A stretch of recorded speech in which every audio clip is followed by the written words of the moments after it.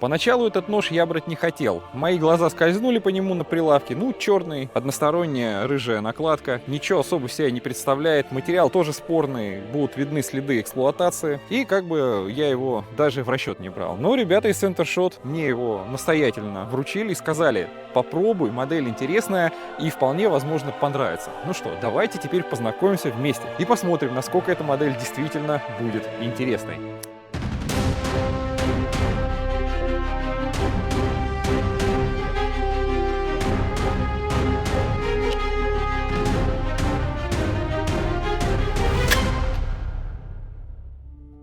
Нож действительно оказался весьма простым. С одной стороны, его корпус — это нержавеющая сталь, с другой стороны накладка из G10. Замок тут самый, что ни на есть, простой и надежный лайнер-лок. И что мне очень понравилось, вот эта собачка или выступ, или как его там называют, плавник. Но он выполнен в таком стиле, что вы его так сразу и не увидите. Ну, плавненько так. При этом он имеет хороший упор для того, чтобы открыть нож, не соскакивает. И вот это первое, что меня поразило. Вот такой лаконичный дизайн. Ничего лишнего и быстро открывается. Когда вы его держите в руках, в нем как будто нет ничего лишнего. Да, это не ортопедическая рукоятка, но она нигде не режет руки. Ну, я сейчас в перчатках, потому что холодно, но поверьте, я его и без перчаток держал. Она весьма удобная, G10 не скользит. Очень интересно выполнен момент с клипсой, стальная проволока. Вот это, конечно, интересное решение, мне прям понравилось. Очень классно смотрится вот эта рыжая вкладка. Как бы с одной и с другой стороны такой элемент как бы дизайна. Ну, смотрится действительно классно. Тут я ничего не могу сказать. Эргономически нож приятен. Его легко разложить одной рукой, также легко собрать. Никаких люфтов в замке, ничего этого нет. Он в разложенном виде выглядит как нечто такое сбитое, целое и на самом деле, ну, просто классно. Выглядит классно. Дальше. Второе. Тут я уже начал смотреть, какое покрытие в нем, и обратил внимание, что покрытие на клинке и на...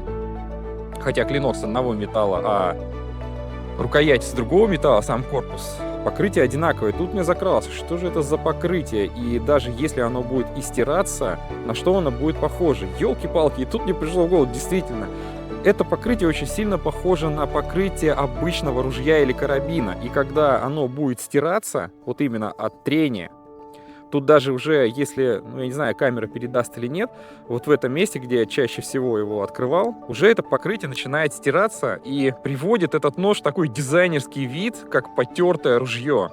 Это ни в коем случае не брак, это будет он так выглядеть, такой черный, потертый, ну как нормальное оружие. То есть с дизайнерской точки зрения это просто бомба. И то, что мне сначала не понравилось, я вот думал, что это покрытие, вот не помню, как называется, PVD, что ли, покрытие.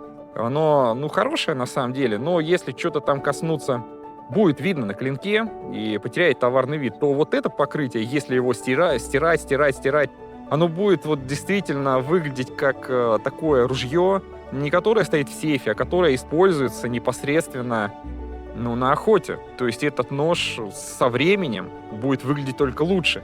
И вот это меня действительно прикололо. Поэтому как раз то, что мне в первую очередь понравилось, не очень, точнее, совсем не понравилось, сейчас я уже понимаю, что это, наоборот, некое такое достоинство этого ножа. Данный нож является нечто таким средним по размерам. Он не такой маленький, как тот, который я определил нож колчан, и не такой большой, как вот тот с классным хамоном белого цвета. Ну, давайте я вам сейчас скажу, сколько он в длину. Ну, если говорить от рукоятки, то 86 где-то, ну, а если говорить по режущей кромке, это 85. И общая длина ножа 19,5. Длина рукояти 10,7. То есть это средний нож, в принципе, для кармана, нож на карман, он подходит, наверное, для всего.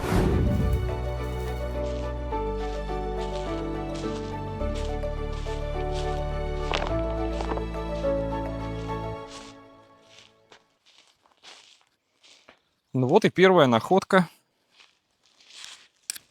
Ну, давайте подрежем его. Ну, какой здоровый.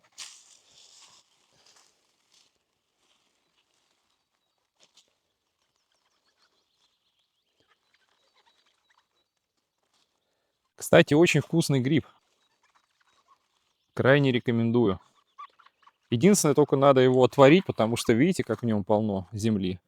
Она вся уйдет. Да и перевариваться будет лучше.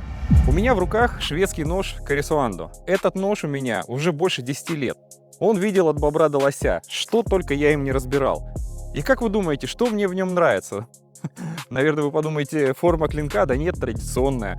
Рукоятка, тоже я бы сказал, что она, обычная. Ничего в ней такого изыска. Может быть, дизайн или карельская береза? Да нет. На самом деле, вот этот нож от любого обычного ножа не отличается ничем. Просто обычный финский нож. Но в нем сталь Sandvik. Эта сталь показала себя именно на охотах вот просто лучшей. Она долго держит заточку. Вот ей можно работать гораздо дольше, чем любыми ножами, которые даже тверже него. И мало того, что долго держит заточку, его очень быстро можно поправить. А вот когда вы разбираете лося, допустим, вот время, когда вы еще можете его разделать, при этом не замерзнув и мясо еще не задубев, если речь идет зимой. Время — это очень важный фактор. И поправить быстро нож, продолжить им работать, это дорого стоит. Вот именно Sandvik, это вот шведская сталь, я не скажу, что она супер премиальная, но это определенно выше среднего. И то, что они воткнули, вот эта компания CRM, воткнули в этот нож сталь Sandvik, для меня это был просто мега-сюрприз. Хорошо, кстати, режет. У меня до этого был опыт таких грибов резать. Так они рассыпались, а здесь прям хороший четкий рез.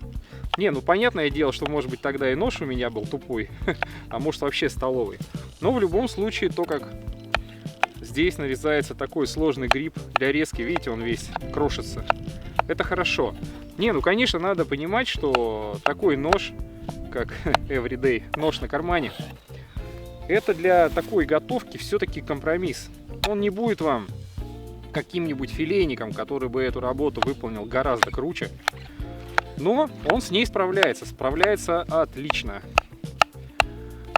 Вот они, наши грибочки, вообще супер. Да, то, что у него спуск от обуха, здесь практически он входит как скальпель. Наверное, вы знаете, как выглядит скальпель. Не, вполне себе вот так, где-нибудь на природе. Без лишних требований. Можно что-нибудь отрезать и приготовить. Так, по грибам ножу даю твердую 4 с плюсом. Грубо говоря, 5 я ему даю за то, что он прекрасно режет, а минус я ему дал за то, что он не вот такой длины. С другой стороны, он и не может быть больше. Это же все-таки нож на кармане. Тем он и удобен. Так что минус я придумал. Даже вести не надо, просто нажимаете. Не, определенно лучше такой нож иметь, чем у вас на кармане ножа не будет, а столовый вы забудете. Вот достал, быстренько пошинковал. Как видите, все возможно. Так, с колбасой закончили. Следующий лук.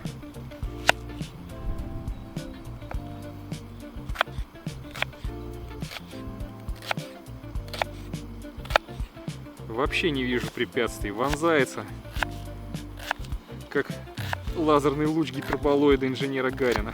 У нас все готово для того, чтобы пожарить колбасу с луком, потом пожарить отварные грибы и уже будем заниматься макаронами. Поэтому нож пока я складываю, он нам в ближайшее время не пригодится.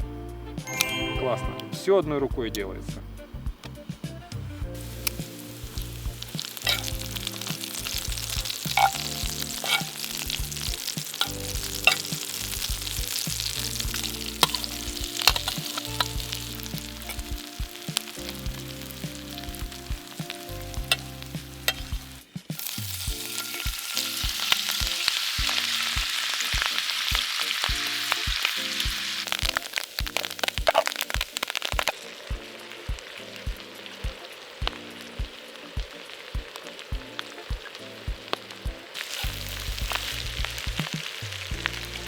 И что мы имеем по итогу? Нож 135 модели от компании CRM сочетает в себе средние размеры, великолепную сталь, ну, по крайней мере, для меня, и прикольный дизайн покрытия, которое со временем будет выглядеть только лучше. Конечно, не без недостатков. Дело в том, что я пользуюсь своими вещами в основном вот в таких местах на природе, где его можно просто выронить и не заметить.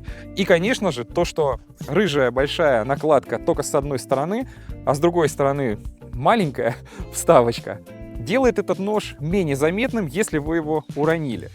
Но не спешите, потому что я поспешил и потом очень сильно удивился, когда его ронял. Как вы можете видеть, данный нож падает на землю, в подавляющем большинстве случаев рыжей стороной вверх, остальной, как наиболее тяжелый, вниз. Так что найти его в лесу проблем не составит.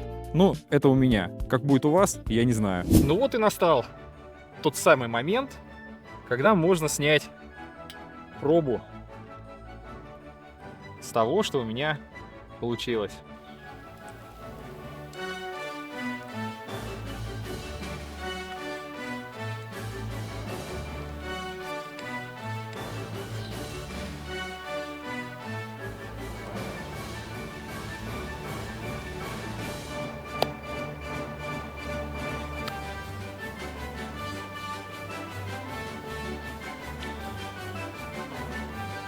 Это невкусно.